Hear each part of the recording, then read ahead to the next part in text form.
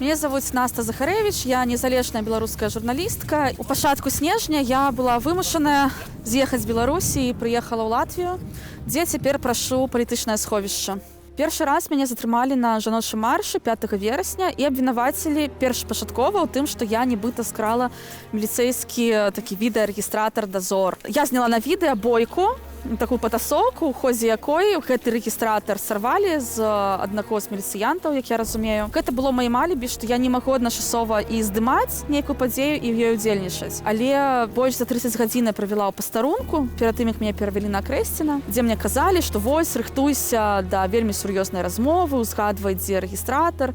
На самом пачатку мяне ўвогуле абвінавацілі ў тым, што я яго скрала, перапрадала журналістам Белсату за 50 еўра, якія мяняла ў абменным пункце. А ў абменным пункце я мяняла грошы проста, каб у мяне былі наяўныя беларускія грошы, каб пайсці набыць там ежу на вячэру і каб далей былі грошы на жыццё. Але хутка яны адмовіліся ад гэтага абвінавачвання, і потым ужо на Крэсціна я сустрэла дзяўчын, якіх абвінавачвалі ў тым жа самым, толькі без продажу, але што яны скралі гэты рэгістратар. Была заведзена крымінальная справа супраць неўстаноўленых асобаў, і я праходзіла па ёй як сведка, мне канфіскавалі тэлефон. Праз 2 месяцы яго вярнулі, сказалі, што больш пытанняў да мяне няма, але вось цяпер яны штосьці зноўку ад мяне хочуць. А 5 лістапада мяне затрымалі на так званым маршы інвалідаў. Я бачыла, што вакол шмат міліцыянтаў штатскім, што сітуацыя небяспечная, і я сыходзіла адтуль ужо, то бок я ўжо адарвалася, ў прынцыпе, ад марша, ішла ў бок метро. І ў нейкі момант спыніўся мікрабус, з якога выбеглі людзі ў чорным. У іх былі значкі, што гэта АМАП,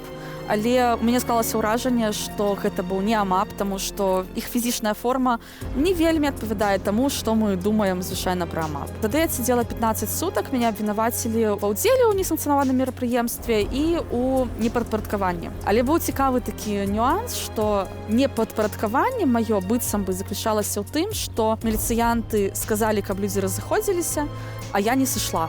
Фактычна мяне двойчы быццам бы асудзілі за тое, што я была там, дзе праходзіў марш. І ў другое затрыманне, у другой адсідцы быў вельмі такі цяжкі эпізод. Гэта калі нас пакаралі за тое, што мы спявалі ў камеры. Нас пакаралі, вывелі без куртак на вуліцу, ва ўнутраны дворык, там зачынілі.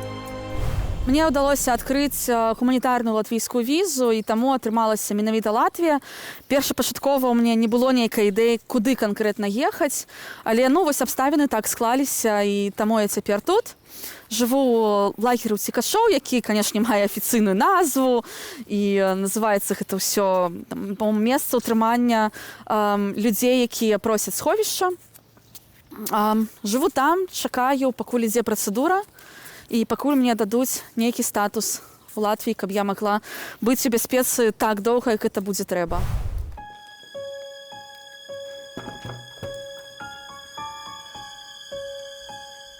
Я працавала з некалькімі выданнямі, пісала на розныя тэмы і пра экалогію, пра урбаністыку, пра фемінізм. І я асвятляла пратэсты для іспанскага выдання аднаго, для інфармацыйнай агенцыі, таму што іх пасля выбараў не пускалі ў Беларусі журналістаў. Для мяне гэта было вельмі важна, шмат для какого журналістаў асвятляць такія падзеі, што зараз адбываюцца ў Беларусі. Гэта калі не пік кар'еры, дык дакладна вельмі важны такі прафесійны момант. З аднаго боку, гэта вялікая ўдача асвятляць такое. З іншага боку, безумоўна, шмат болю ў тым, што адбываецца, як людзі пакутаюць і як нас саміх таксама пераследуюць за тое, што мы проста паказваем праўду.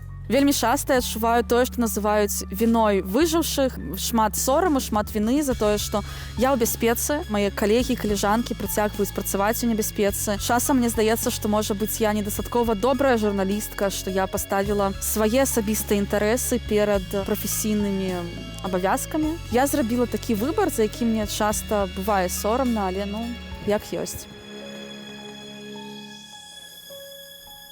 Працуецца мне пакуль што вельмі складана, таму што, па-першае, напэўна, яшчэ ўзровень стрэсу вялікі пасля ад'езду, хоць прайшло ўжо больш за 2 месяцы, але ўсё яшчэ цяжка настроіцца. Па-другое, ёсць такі фактар, што ўсё-такі я не на месцы, і шмат якую справу я рабіць проста не магу, таму што, мае ногі не там.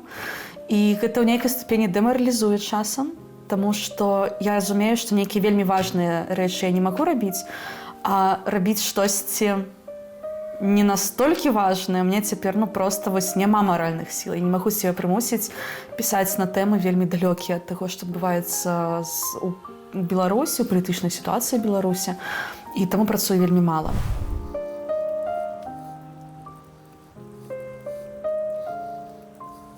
Я буду готова вярнуцца ў Беларусь толькі калі зменіцца рэжым, таму што цяперашнім уладам я не веру ні на секунду, і нават калі яны пачнуць гуляцца ў нейкую лібералізацыю, нейкі дыялог і штосьці абяцаць, я не гатовая ў гэтае верыць.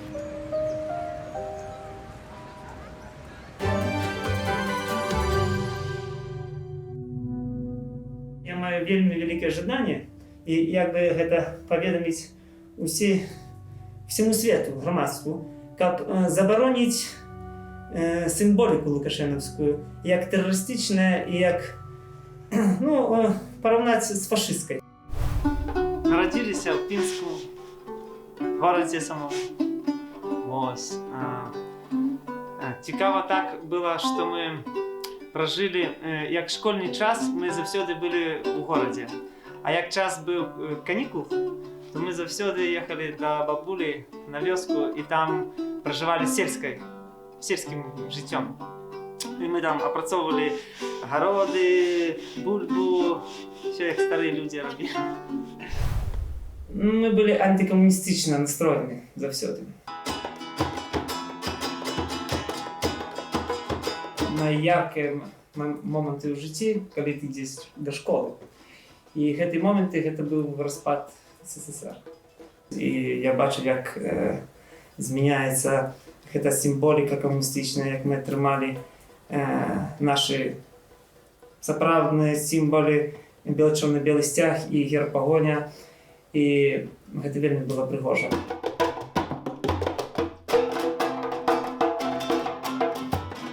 Прыйшла гэта істота дэманічная да ўлады, і яго жаданне было вярнуць той час, як было ў камунізме. З таго момента во мне зарадзілася папросту ненавісць. Дажылі мы до 10-го, и вось 10-го нас задерживали как преступников.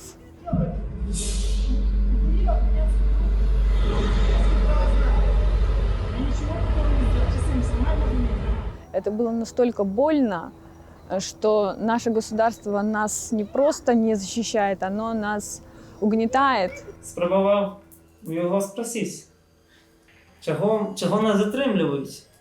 Ну, він мені розповідав, що затримали ми вас від того, що ви, якби собаки жіночого роду, да з бородами. Ось.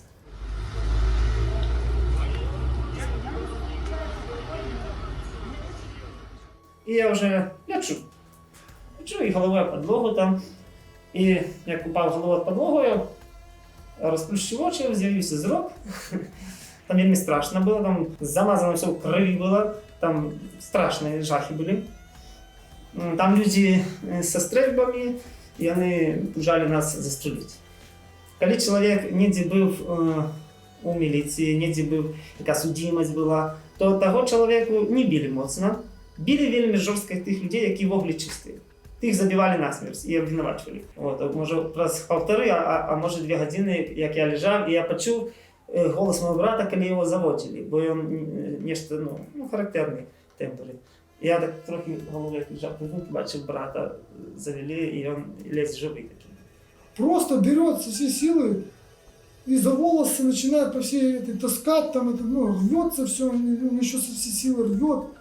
Часть волос оторвали с резинкой, оно где-то упало, наверное, у них не помните даже.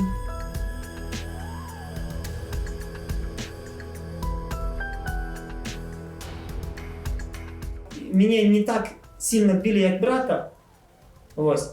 Но коли меня не били и бьют оба человека, то это так само, як тебе бьют.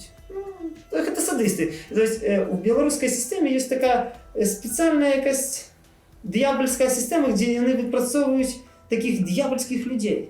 От ти бачиш, що вони виробляють з звиклими людьми. Само государство уничтожает обычных хороших людей, спокойных, добрых и терпеливых.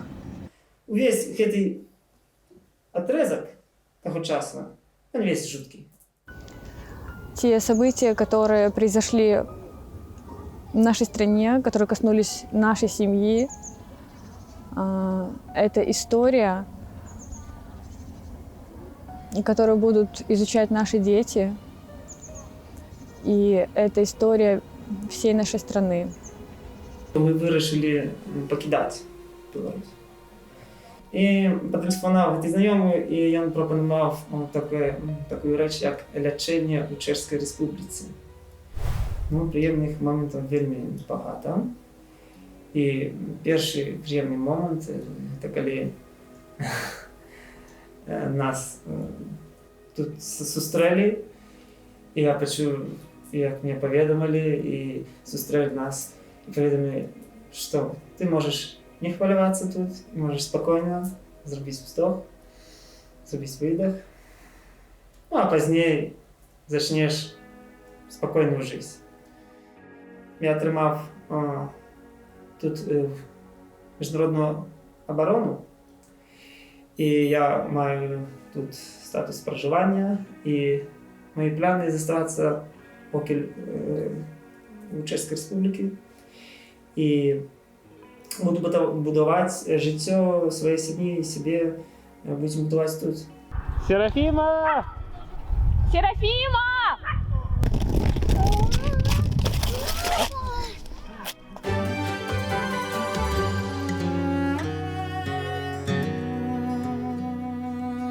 Шалом, дорогие друзья! Меня зовут Дима Петровский. Я гид, композитор и музыкант.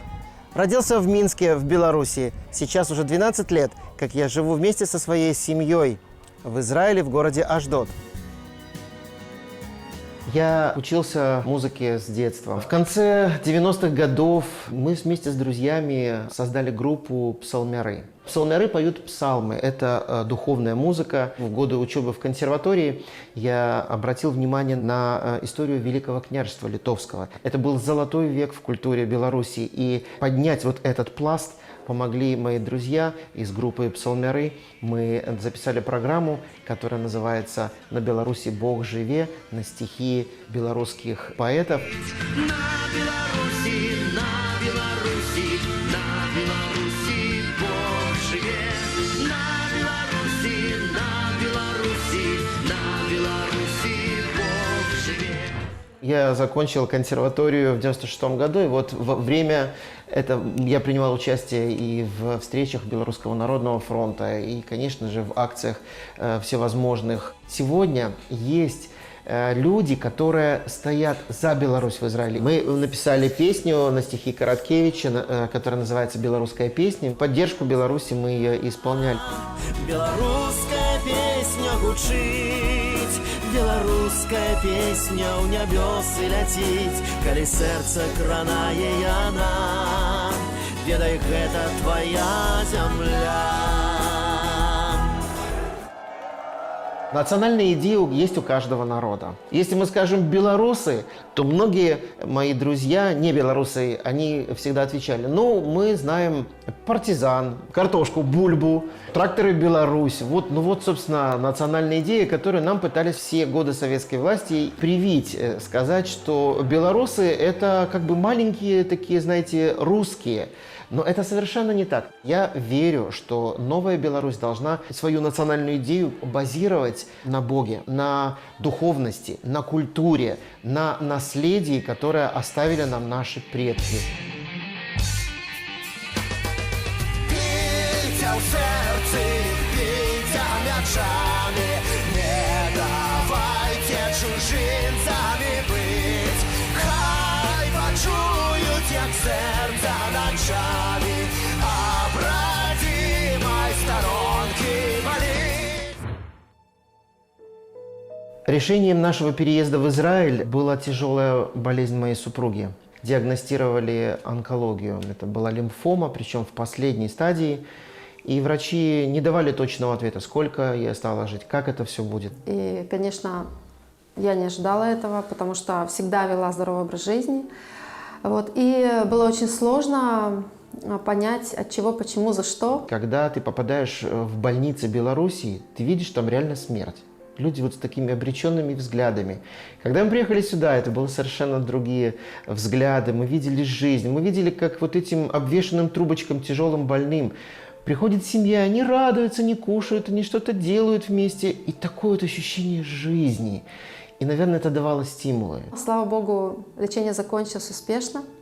И я полностью восстановлена. После этого мы родили еще одну 4-ю дочку. Назвали мы ее Аделия Александра.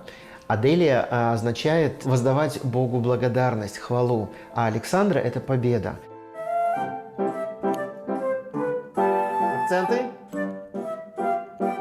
Акцент, да?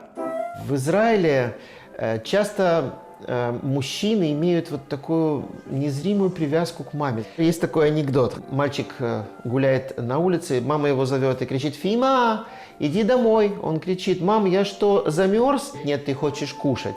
То есть мама лучше знает, что лучше ее сыночку. Мама, мой первый учитель, экскурсовод, сказала: «Слушай, Дима, тебе надо быть экскурсоводом. У тебя есть все для этого».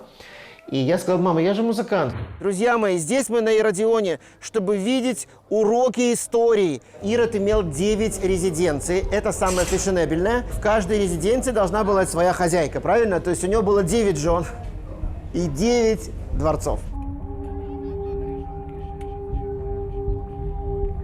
Ирод, зная, что он умрет, он закрыл на ипподроме в Иерихоне самых важных деятелей политических оппонентов и приказал своим родственникам Соломее и Алексе убить их всех в тот день, когда он умрет. Он умер своей смертью, но он был изъеден червями. Ирод Великий вообще удивительная личность, которая сверхталантлива, но с другой стороны сверхпродажный человек. Правитель, который был марионеткой в руках своих римских боссов. Мы часто можем видеть аналогии в современной истории. Не открою Америку, если в современной Беларуси есть похожий персонаж.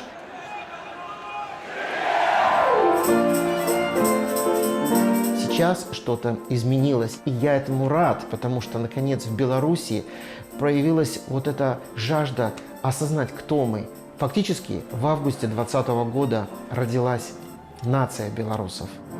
На Беларуси, на Беларуси, на Беларуси Бог живет. На Беларуси, на Беларуси, на Беларуси. Ці сумуюць нашы героі па Беларусі, а можа ў новым месцы ім жывецца лепш, чым на радзіме. Ці хацелі б вярнуцца? Зараз яны адкажуць на гэтыя пытанні. Дзякуй, добраноч і але. Вясёлка, яно мне падаецца вельмі мілым, і абібок, мне здаецца, таксама вельмі такое аўтэнтычнае слово. Люблю музыку беларускую, я люблю людей. Гэта спадчына багатарадзіма, і яна не можа не падабацца. В гэтым сэнсе так. Адчуванне дому, адчуванне таго, што гэта нешта, з чым я звязаная стагоддзямі. Мне не нравится в Беларуси это то, что сейчас происходит реальное ущемление прав людей. Это видно. Это, как знаешь, как атмосфера, которой тяжело дышать. Об этом говорят мои друзья. И мне больно из-за этого. Людзі не падабаецца, які супрацоўнічаюць з рэжымам. Вось, бо яны альбо які здраднікі, альбо хворыя на галаву. Мне не падабаецца тое ж, мне здаецца, людзі ў Беларусі часта ў сябе не вераць і сябе недооценьваюць. Мне не хватает клюквы, мне не хватает крыжовника, мне не хватает берез, которых можно просто так обнять. Не хапае маёй ванны, у якой я звыкла здымаць стрэс, валяцца ў гарачай вадзе. І не хапае беларускага зефіру на самой справе. Самое вкусное белорусское блюдо – это драники, конечно. И самые вкусные драники делает моя супруга. Драники. Мачанка. Сегодня я люблю хумус с драниками. Тушу курицу ў розных спецыях, крыху ў індыйскім стылі. Гэта стандартнае меню маё цяперашняе. Привычка, от которой трудно избавиться – это стесняться. Так, размаўляць, так дзіўна размаўляць. Дзіўна размаўляць. Бо мы беларусы все трохі сапсаваны і не маем чыстай мовы беларускай і размаўляем на смешным. Казаць, каб ім пуста было, калі мне штосьці не падабаецца, ну альбо хрен ім у вочы. Почему-то белорусов считают полурусскими, хотя это совершенно не так. Што беларусы вельмі такія сур'ёзныя людзі. Адзін стэрэатып, што мы мусім быць удзячнымі асабіста Лукашэнку за добрыя беларускія дарогі. Тады як не будзе фашысцкага лукашэнаўскага рэжыму.